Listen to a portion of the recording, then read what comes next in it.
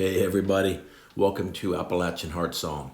Listen, today we are going to talk about a darn good deal when it comes to meat, quality beef, and then we will walk through a cooking method of steaks that if you have not tried it, you will definitely want to, believe me. So what are you looking at? Right here, we purchase our steak from Costco. And you may ask, now, why would you do that? Well, Costco is one of the few places that you can actually get USDA Prime beef. Publix, Walmart, Trader Joe's, Fresh Market, these places don't have USDA Prime. Some of them lie to you, like Fresh Market. They charge, in Williamsburg, Virginia, they charge $21.99 for what they call like Select Prime.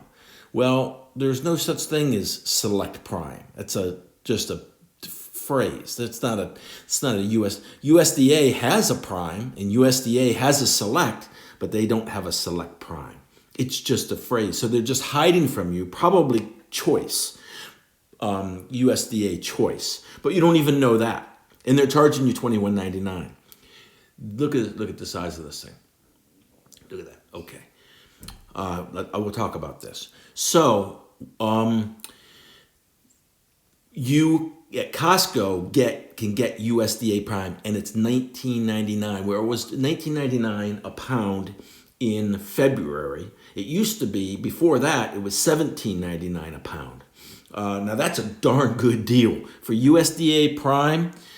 And you have to cut it yourself. Well, you want to cut it yourself. Look at the size of that. Look at that. That is 2 3/4 of an inch. All right, thick. And you're like, what are you doing that for? Are you making roast or something? No, you're making a steak. But then our cooking method is going to explain why you want your steaks this size. So what we do is, there's something called black and blue or Pittsburgh style, okay? And we'll get into that at the end. But you want a thick, fatty steak, right? That's why you're doing USDA Prime and you're doing ribeye, all right? Because you need that fat content in order to prepare the steak, as we will later on, all right? So right here, I'll just run you through. You'll get the cooking method, but not really. I don't explain well how I cut it. So what we'll do is we will sear these at a very high heat. You're talking 750 to 1,000 degrees. And you want it hot like that because you want to create a bark. Look, it says ugly ribeye. I don't know if you noticed that. But the two end pieces, what you might call a butcher's cut from that, in order to square this thing off, I will cut those. And then, we just have those for ourselves. Sometimes we'll make them more narrow, and they will be, I'll call them like an ugly ribeye or something, or a single, meaning it's for one person. Because with this style of cooking, we always, it's just Elle and I, we always get 3 meals out of this. All right, we'll have one for me, obviously, one for Elle, and then Elle will take what's left over for lunch. So that's 3 meals out of this one cut. And you can do that because you've got 2 3/4 of an inch.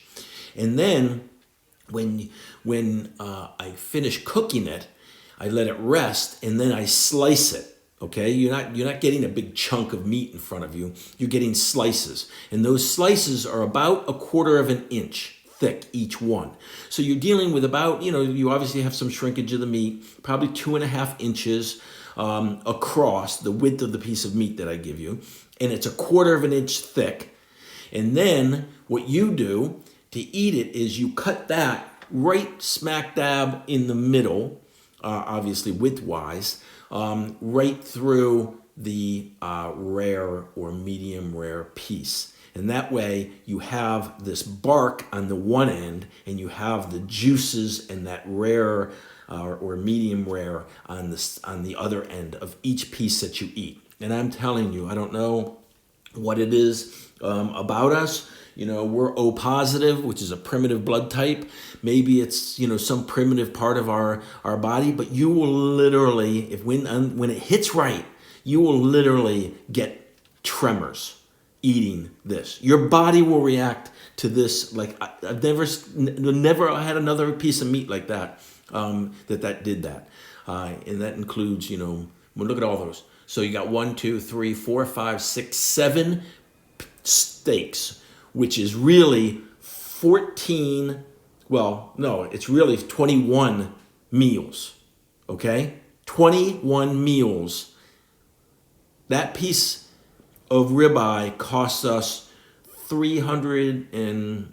was either $24 or $342. And you're like, whoa, what? Yeah, 21 meals out of that, okay? So that is cheap, really cheap. And it's better than any other meat you're gonna have. I'm just telling you. You can go to Morton Steakhouse, you can go to Ruth's Chris, you can go all the best places that you've had meat. This steak will go beyond that, I promise you right now. I really do. And so here what you got is me just starting up the egg. You can cook these steaks on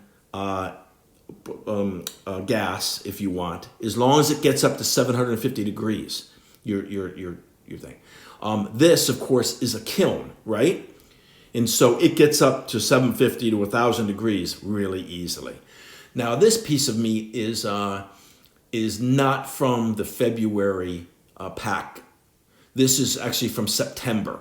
And frankly, to be honest with you, in the end, it's not the tremor meat that I wanted. The reason is because it had been in the freezer for just a little too long. You know, it's from September to August. And I also showed that this is actually an end piece. So you can see it's probably about 2 1/4 inches thick. So this is one of the ugly pieces or the end pieces. So, you know, the cooking's the same, but you know, it's just a little bit better with that full size piece. So let me transition over to the prep here. So all I'm gonna do, salt and pepper this. That's all I do. Maybe a little bit of garlic powder, you know, if you want something, but you don't need to do anything to it. Salt and pepper gets the job done. All right, here we go. All right, and you can pepper first and then salt just before you put it on. The thing that you don't want to do is lose any of the juices, and of course the salt will draw the juices out. But you want all the juices that you can possibly have, because you want them to be forced through violence into the interior of the meat. And then you want them to come out, obviously not all of it. You want some juices to come out back through that bark in order to soften that up and give you that caramelly flavor. Okay, we got a nice flame going, but we want to get the coals. The coals are where the heat is, right? So we want to get the coals. So now's about the time that I'll just close the lid, but we'll still keep the vents open. That'll also allow us to get a better or a more accurate reading of the temp, right? So right now, you know, we're down here below 300. We want to be up in this neighborhood, up here, 550 to 700 to start. See the flame? Flame's even coming out of the top of this, right? I mean, this is a kiln. It's like a chimney. That's the way we want it. That's the way we want it. Because that is going to give us our sear. Ooh, it's going to go. Look at that. Look at that. See, she's climbing good. She's climbing good. You know she's heading up there. All right. All right. So it got to 550. And when that happens, I come in and I clean it off, because now, of course, all of this carbon from the last meal has gotten hot and burned up enough to make it nice. And then I come in and I grab a hold of the one side of the rack, and I bring it up. It's kind of hot. So when you open that, that's one thing you do have to know. When you once it gets over 500, 550, and you open that, you're going to get a little bit of a flame up. It's almost like the, what do they call it? What was the name of the movie? Backflow or something like that. When it gets that oxygenation, and it will crank the temperature up even higher. And so right now, when we put this all back in, it's going to be, there you go, see? Now, so we'll have indirect heat over here with the ceramic plate low, this grate up high, and then this one. And you'll see this will die down. We won't have craziness. Now, obviously, just because the lid's been open, it's low. But when it comes back up, she should be over 600, I would think. I want you to see, well, when this is down, that flame is not actually up that high because this plate is suppressing it. But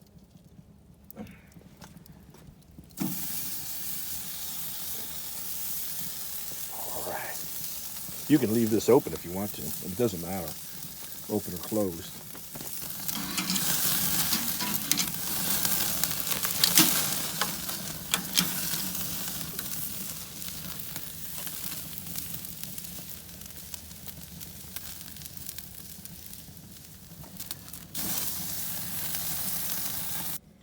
Yeah, so we're like 10 minutes later and see what the temperature's stable at. In fact, I already washed the dogs off. Let's just see what this, you can see how, look, I mean, it may look on the camera like it's a lot of flame, but there's nothing particularly.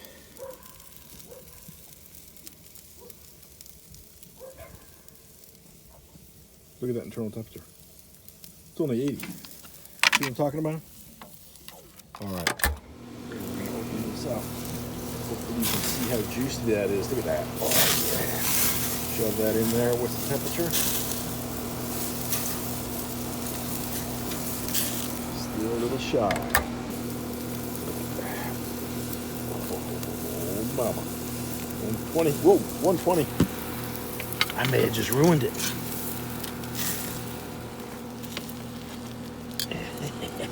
120. We're supposed to be 119. Oh yeah, I may have just ruined it.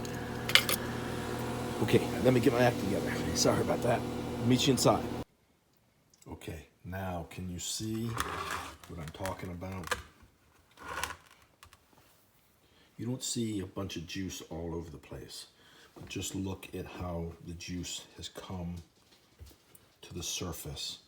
And now, which was, you know, even darker, like more like this, like that very outside edge, now you see it's all breaking up. And of course the camera isn't doing a perfect job because it's a much more beautiful sight in front of your eyes, but it's just so moist and nice, and the fat, all of that is rendered down. And now as it relaxes after that violent treatment, it's just going to be beautiful. That's what I'm talking about. What I'm saying, this is like caramel now. All right, here's the other side. This is the first side. And some of you, I'm sure, probably thought, wow, that steak looks pretty dry and burnt when I first showed it to you on the grill. But the reason for that is because that heat is so violent, it pushes those juices to the center where you want them. And that drier exterior can get that bark without actually burning. And then, now as it relaxes, that relaxation process, you can see, look at this. It's like caramel color. That's what that is. Look at the fat over here. Ooh. That's a key component of this, which I'm not sure I mentioned. You have to use a ribeye or an Australian Wagyu or something that has got nice fat content to it to do this. You can't do a Pittsburgh style with a tenderloin, right? It'll burn up. It'll just be a chunk of charcoal. But man, when it's got the fat, and it can do this process. That is a beautiful piece of steak.